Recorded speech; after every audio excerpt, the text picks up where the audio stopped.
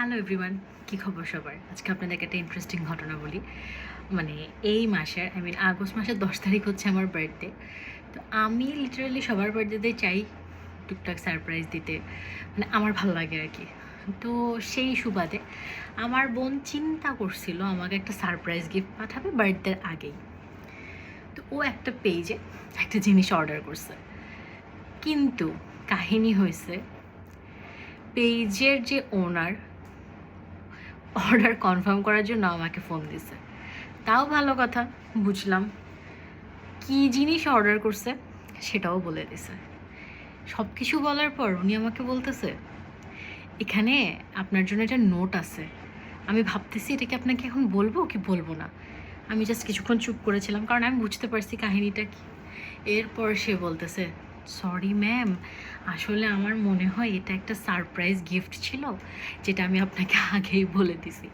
তো যাই হোক, আজকে সেই সারপ্রাইজ গিফটটা আমার হাতে এসে পৌঁছাইছে।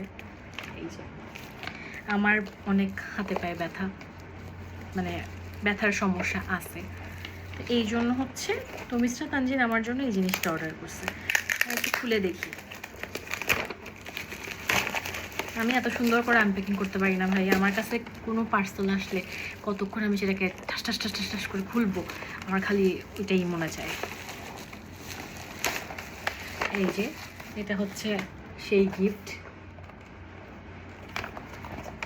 এটা আমি এখনও ইউজ করি নাই, বাট আমি এটার অনেক রিভিউ দেখছি। এখন অনলাইনে তো ভাই অনেক ধরনের রিভিউ দেখা যায়, হাসা না মিশা, এরা তো নিজে ইউজ না করলে বলা মুশকিল। আমি এটা একটু খোলার চেষ্টা করে দেখি।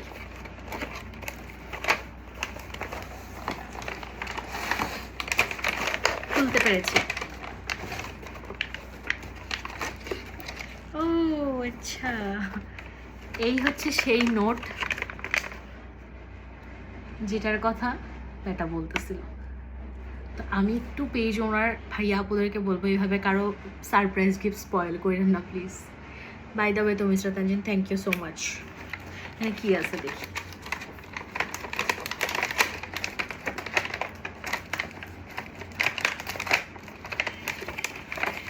একটা ম্যানুয়াল দিছে, এভাবে ইউজ করতে হবে। আমার কথা হলো, বুঝলাম গানটা দিছে ঠিক আছে, বাট এইটা সবুজ আর এটার সাথে যে যন্ত্রপাতি আছে এগুলো সব কালো। তো যাই হোক, আমি হচ্ছে জিনিসটা ইউজ করে আপনাদেরকে বলবো না এটা কেমন। হ্যাঁ, আজকে এতটুকু পর্যন্তই। Bye bye.